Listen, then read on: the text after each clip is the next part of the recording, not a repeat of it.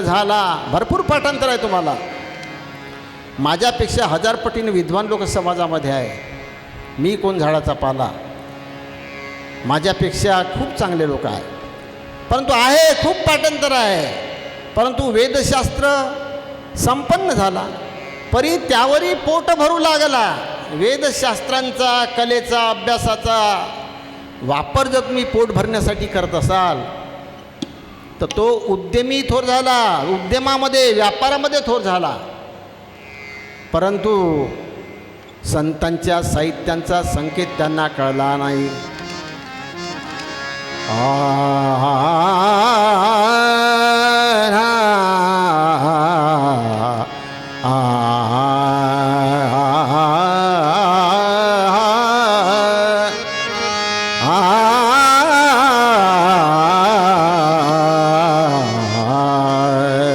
दुर्गा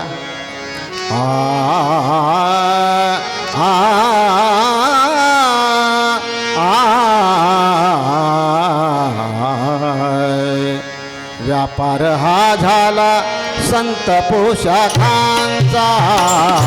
व्यापार हा झाला संत पोशाखांचा. व्यापार हा झाला संत पोशाखांचा. व्यापार हा झाला संत पोशाखांचा. व्यापार हा झाला संत पोशाखांचा. व्यापार हा झाला संत पोशाखांचा. आमासी तयांचा विट आला. आमासी तयांचा विट आला. विट आला. विट आला. व्यापार हा संत पोशाखांचा. व्यापार हा संत पोशाखांचा. व्यापार हा संत पोशाखांचा. आमासी तयांचा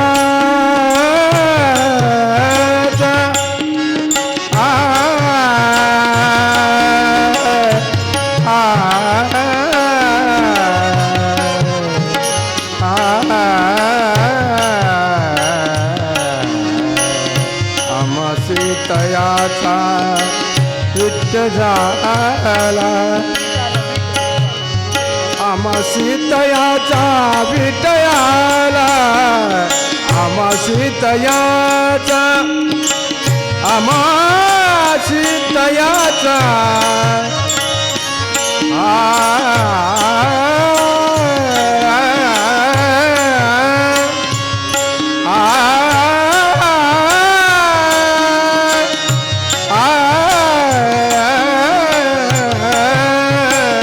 आमासी तयाचा. विटयाला. आमासी तयाचा विटयाला. विटयाला.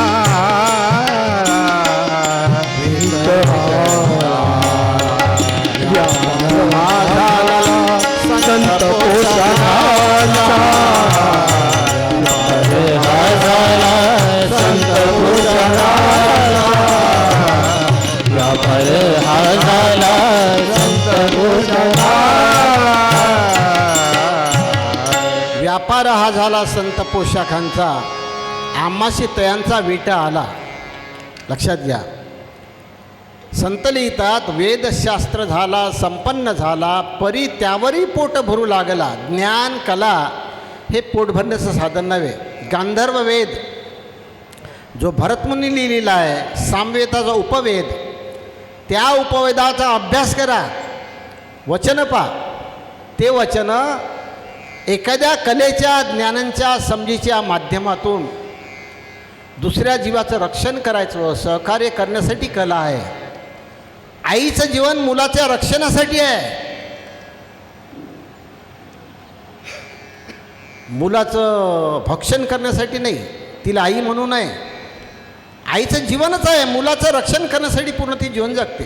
त्याच्यापासून कोणत्याही प्रकारचा स्वार्थ मतलब राहत नाही. त्याप्रकारे गांधर्व वेदामध्ये विचार आहे, जी कला तुम्ही प्राप्त करता, जे ज्ञान तुम्ही हस्तगत करता, त्या ज्ञानाच्या आणि कलेच्या माध्यमातून तुम्ही जर आपलं कुटुंब पोषत असाल, जीवन भरत असाल, तर तो उद्यमी थोर झाला की त्या मुकला स्वहितासी, त्या जीवाचं स्वहित कधीच होत नाही. कारण त्याचं सगळं जे काम आहे कलेचं विद्येचं ते पोट भरण्यासाठी आहे. पोट भरणं काम हे संताचं आणि आईचं नव्हे. दुसऱ्याचं पोट जगवणं हे आईचं आणि संतांचं काम आहे. लक्षात घ्या बाबाजी, व्यापार करण्याचा प्रश्न वेगळा आहे, संतांचा उद्देश तो नव्हता. म्हणून सामवेदांनी कर्मशास्त्रांचे वचन लिहिले आहेत, गांधर्ववेदांनी वातावरण निर्मितीचे वचन आहेत. वातावरण निर्माण करण्यासाठी, जीव स्थिर शांत गंभीर बनण्यासाठी कला ही पैशा अडक्याचा व्यवहार करण्यासाठी कला नाही आहे. संतांच्या ज्ञानाचा प्रचार लोकांमध्ये प्रेरक शक्ती तयार करण्यासाठी आहे, लोकांना प्रेरणा देण्यासाठी आहे. या माध्यमातून पोट भरण्याचं काम करण्यासाठी नाही आहे. वचन आहे ते गुरुवाक्य हेची संतांचे वचन, सामवेदाचं वचन आहे. कर्मशास्त्रांचे विचार, कर्मशास्त्र म्हणजे कर्म, आपण ज्या क्षेत्रामध्ये आहोत त्या क्षेत्रामध्ये कर्म करताना ग्राह्य काय आणि त्याज्य काय याचा पुरेपूर संकेत साधू संतांनी आपल्याला दिलेला आहे. पण आपण काही वापरात आणत आहोत का? नाही, चेष्टा चालली आपली शास्त्र. दुसरा वेद आहे यजुर्वेद. यजुर्वेदाचा सिद्धांत कोणता आहे? अहम ब्रह्मास्मी. सामवेदाचा सिद्धांत कोणता आहे? अद्वैतम ब्रह्म. अथर्ववेदाचा सिद्धांत कोणता आहे? अयमात्मा ब्रह्म. आणि ऋग्वेदाचा सिद्धांत कोणता आहे? प्रज्ञानम ब्रह्म. यजुर्वेद जो आहे, यजुर्वेदा शास्त्रामध्ये काय सांगितलं? उपासना तत्वांचा विचार. लक्षात घ्या, कर्मशास्त्र आणि हे उपासनाशास्त्र.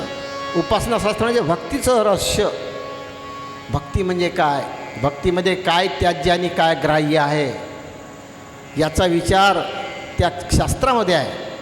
ते विचार आणि गुरुपदेश अलग नाही. गुरुवाक्य त्याची वेदांचे कथन. ज्या यजुर्वेदामध्ये जड भक्तांनी चेतन भक्तीचा उहापोह केला आहे, नित्यानित्य विचार, सारासार विचार, चराचर विचार, क्षेत्राक्षेत्रज्ञ, आत्मानात्म विचार. आपल्या ग्रामगीतेमध्ये आत्मानात्म विचार आहे, भागवतामध्ये नित्यानित्य विचार आहे, ज्ञानेश्वरीमध्ये क्षेत्राक्षेत्रज्ञाचा विचार आहे.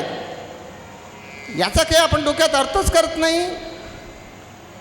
ह्या विचारांचे संकेत त्या शास्त्रामध्ये दिले यजुर्वेदामध्ये. बाबा रे, भक्ती करताना भक्तांनी कोणत्या गोष्टीचा त्याग केला पाहिजे आणि कोणती गोष्ट स्वीकारली पाहिजे हे वचन आहे.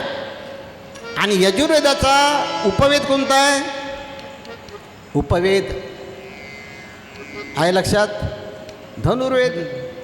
यजुर्वेदाचा यजुर्वेदामध्ये जे भक्ती शिकवलेली आहे आपल्याला सगुण निर्गुण परब्रह्मांची, तुमच्या उपासक जे आहेत त्यांची जी भक्ती शिकवली आहे, त्या भक्तींनी आपल्या जीवाचं रक्षण होते. तुकड्या दास म्हणे जीवाची रक्षावे आणि जन्मोजन्मी पावे पुण्य तोची. जीवाचं रक्षण होते. याचा उपवेद जो आहे धनुर्वेद. धनुर्वेद कशासाठी आहे? आपल्या कुटुंबाचं, समाजाचं, गावाचं, जीवनाचं रक्षण करण्याचे ज्ञानाचे विचार आहे तिथं धनुर्वेदामध्ये. कोणते विचार आहे? वेद वाचतो पण विचार काय कळले का आपल्याला? नाही. उपवेद आहे धनुर्वेद. हा धनुर्वेद कोणी लिहिला आहे? विश्वामित्रांनी. विश्वामित्र. लक्षात घ्या. आणि तिसरा वेद आहे अथर्वर्ण वेद. याचा सिद्धांत आहे अयमात्मा ब्रह्म. याच्यामध्ये कोणते विचार दिले आहेत? अयमात्मा ब्रह्म. योगशास्त्राचे विचार दिले आहेत. कर्मशास्त्र, उपासनाशास्त्र, योगशास्त्र. योगाचे किती प्रकार आहे? राजयोग आणि हठयोग. हठयोग कोण्या कामी येते? शरीराच्या आरोग्यासाठी. राजयोग कोण्या कामी येते? जीवाच्या शांतीसाठी, स्वस्थसाठी. जीवन स्वस्थ व्हावं, शांत राहावं यासाठी राजयोगाचं काम आहे. शरीर निरोगी राहावं यासाठी हठयोगाचं काम आहे. त्या हठयोगामध्ये राजयोगामध्ये कोणते कोणते विचार आहेत तेच विचार गुरुपदेशामध्ये आहे. गुरुवाक्य आहे त्याची वेदांचे कथन. वेदशास्त्र अलग नाही आहे बाबाजी, वेदशास्त्र अलग आहे असा विचार करणाऱ्यांनी वेदामध्ये, शास्त्रामध्ये, समाजामध्ये, संप्रदायामध्ये भांडणं केले, विभागणी केली. संत महंतांनी कथन केले परी ते विपर्यास्त झाले आणि मानवात खंड पाडिले पाखंड्यांनी. तुकडे तुकडे करून टाकले समाजांचे. म्हणून गुरुवाक्य काय आहे आणि वेदवाक्य काय आहे याचा विचार अभ्यासकांनी, उपासकांनी करणं अगत्याचं आहे. चौथा वेद आहे ऋग्वेद. ऋग्वेदा सिद्धांत प्रज्ञानम ब्रह्म. त्या ऋग्वेदामध्ये कोणते विचार दिले आहेत? अथर्ववेद उपवेद आहे. अथर्ववेद म्हणजे लक्ष आहे तुमचं? अथर्वमध्ये जीवननिर्वाहासाठी लागलेल्या वस्तू प्राणी पदार्थांच्या जीवननिर्वाहासाठी लागणाऱ्या ज्या सुविधा आहे त्या सुविधा प्राप्त करण्याचं ज्ञान ऋग्वेदामध्ये आहे. जे तुम्ही सुखी होण्यासाठी मंत्र म्हणता, यंत्र म्हणता, जंत्र वापरता, तंत्र वापरता, मंत्र यंत्र जंत्र तंत्र याचा विचार ऋग्वेदामध्ये आहे. वापरतो आपण, पण काय करून राहिलो? म्हणून मित्र हो,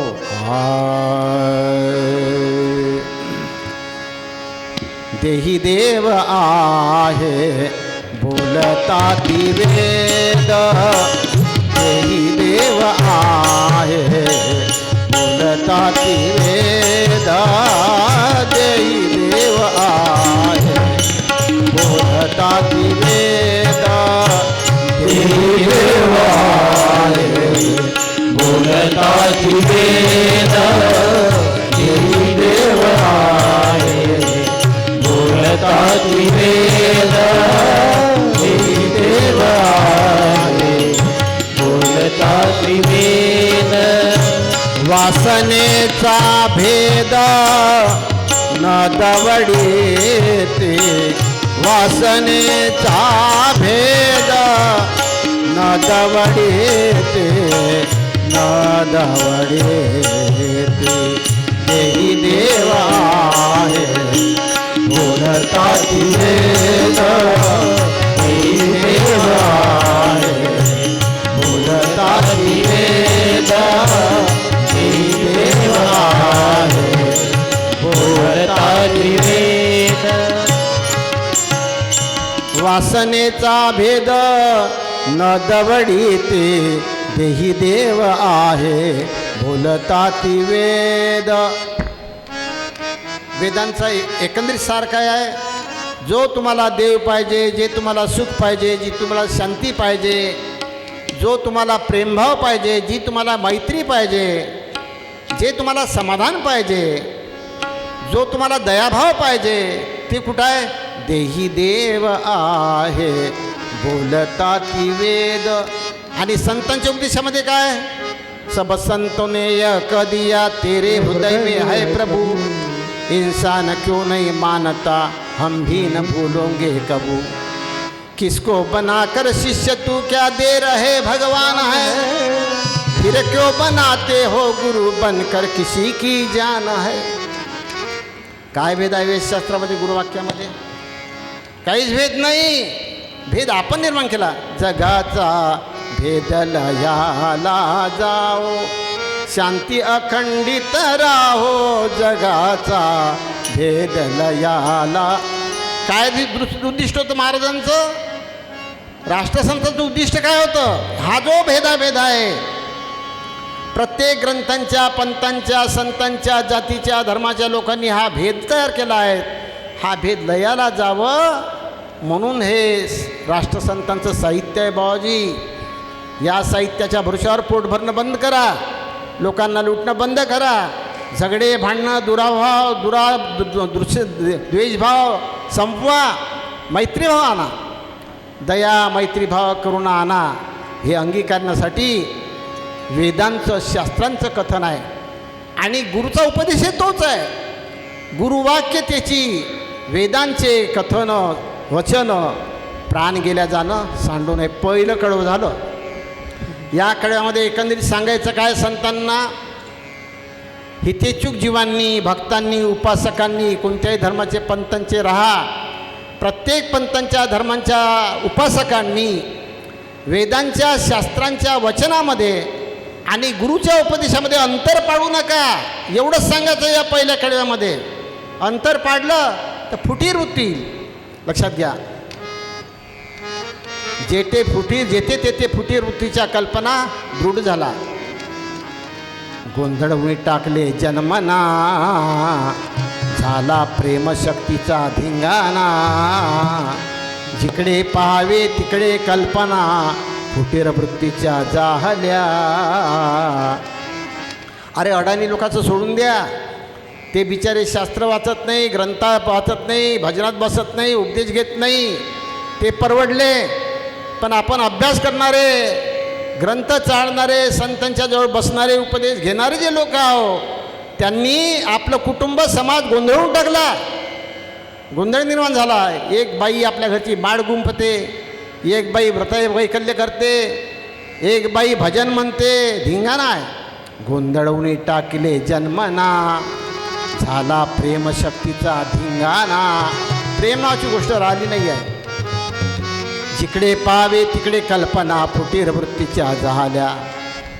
अशा कल्पना आपल्या अंतर्गत काढून टाका आणि वेदशास्त्र पुराणांचं जे लिखाण आहे, जातीपंथ धर्मपंथ संप्रदायांचा जो प्रचार आहे, त्या प्रचारामध्ये आणि राष्ट्रसंतांच्या, कबीरांच्या, तुकारामाच्या, ज्ञानेश्वरांच्या, गौतम बुद्धांच्या, मोहम्मद पैगंबरांच्या, येशू ख्रिस्तांच्या कथनामध्ये काही भेद नाही. लक्षात घ्या. म्हणून संत लिहितात,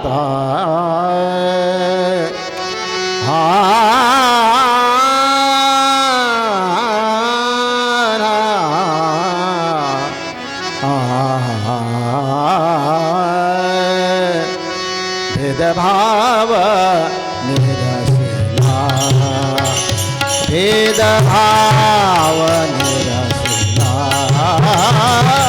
भेदभाव निरसिला, भेदभाव निरसिला, भेदभाव निरसिला,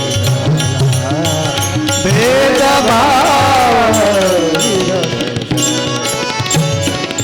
ज्ञाने ज्ञानदीप झाला, ज्ञाने ज्ञानदीप झाला, झाला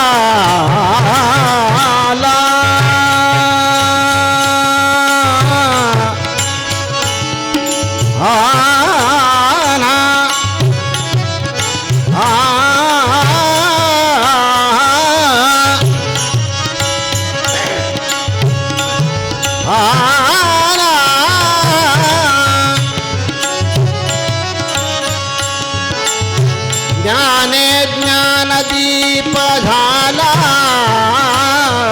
ज्ञाने ज्ञानदीप झाला, ज्ञाने ज्ञानदीप झाला, भेदभाव निरसिला, भेदभाव निरसिला, भेदभाव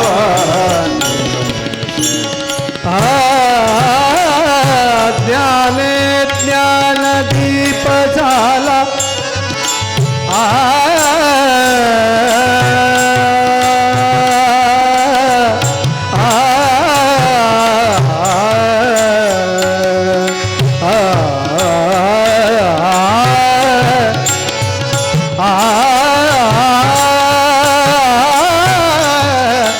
ज्ञाने ज्ञानदीप झाला,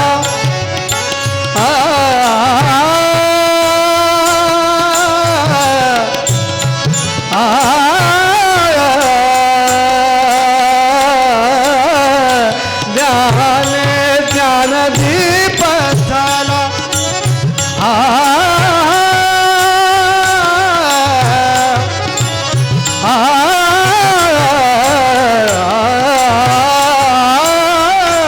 ज्ञाने ज्ञानदीप झाला, ज्ञानदीप झाला, भेदभाव निरसिला, भेदभाव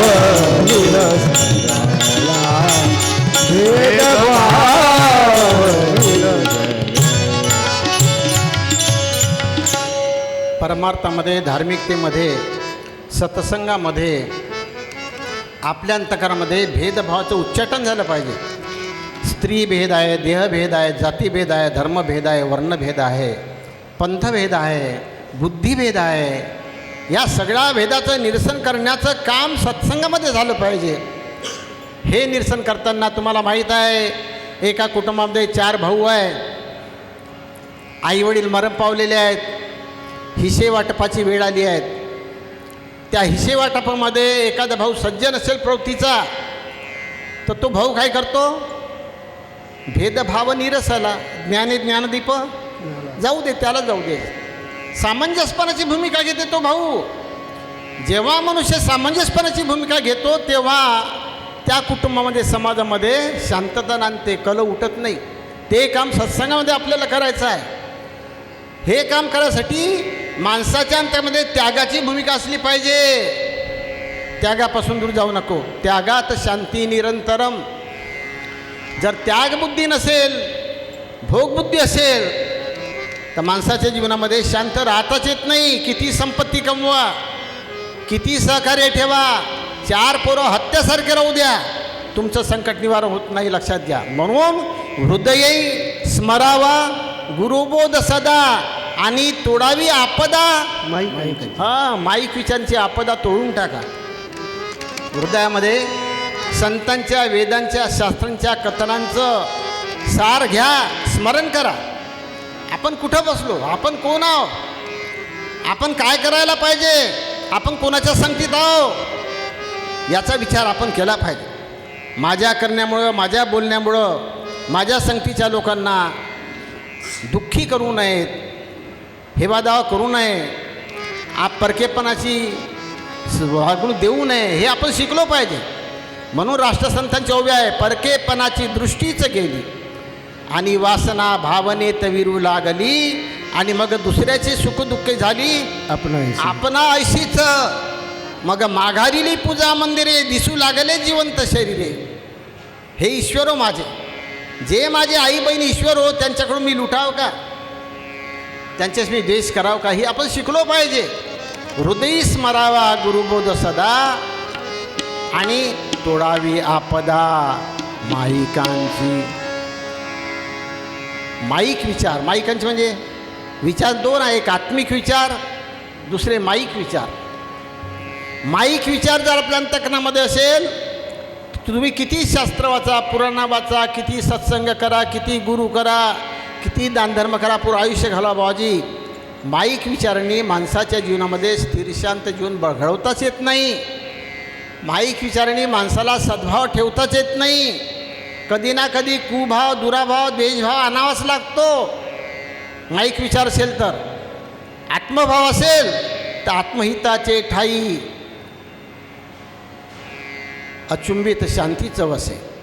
म्हणून हृदयामध्ये प्रत्येक सद्भक्तांनी संतांच्या सिद्धांतिक ज्ञानांचं स्मरण ठेवलं पाहिजे आणि त्या स्मरणांनी माया तोडली पाहिजे माईक विचारांची. म्हणून संत लिहितात,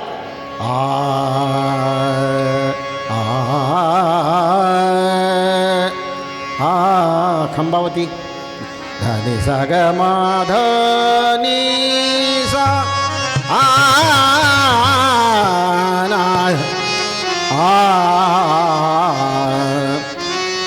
बोधिनीला पहिलं पार पार, बोधिनीला पहिलं पार पार, बोधिनीला पहिलं पार पार, बोधिनीला पहिलं पार,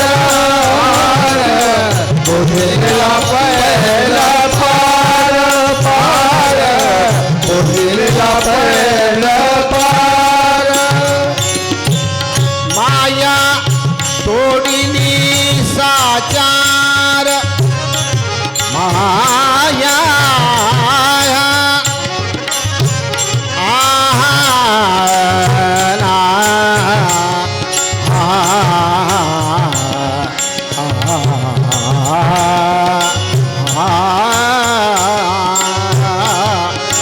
माया तोडिली साचार, माया तोडिली साचार साचार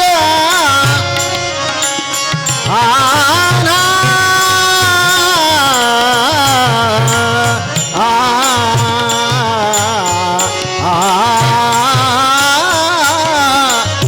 माया तोडिली साचार तोडिली साचार तोडिली साचार ओढणीला पहिला पार पार ओढणीला पहिला पार पार ओढणीला पहिला पार माया तोडिली साचार साचार माया तोडिली साचार साचार साचार माया तोडिली साचार माया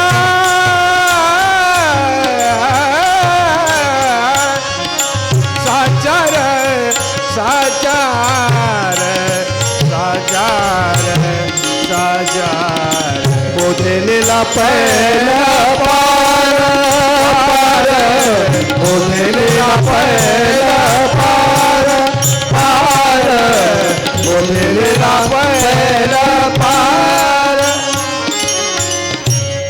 हृदयी स्मरावा गुरुबोध सदा तोडावी आपदा माईकांची बोधे नेला पैर्य पार आणि माया तोडिली साचार माया तोडली म्हणजे काय माया तोडिली साचार याचा अर्थ काय माया तोडणं म्हणजे मुलंबाळं सोडून देणं बायको सोडून देणं धंदे सोडून देणं शेतीवाडी सोडून देणं माया तोडणं आहे का नाही नाही नाही नाही त्याचं नाव माया नाही आहे आई जन्म देणारी आहे बाई माझं रक्षण करणारी आहे वडील माझ्याकडे लक्ष देणारे आहेत आई बाप भाऊ बहीण मुलं बाळं हा गोकुळ आहे विठू माझा लेकूरवाडा संगे गोपाळाचा मेढा संतांनी आपल्यासोबत समाजाला घेतलं पाहिजे आपल्यासोबत चालवलं पाहिजे त्यांच्यामध्ये रमलं पाहिजे राहिलं पाहिजे परंतु माईक विचारा तुकड्या दास म्हणे शुद्ध संग करा आणि माईक विचारा लक्षात घ्या आपल्या आई बहिणीमध्ये भाऊ भावंडामध्ये समाजामध्ये शेजाऱ्यामध्ये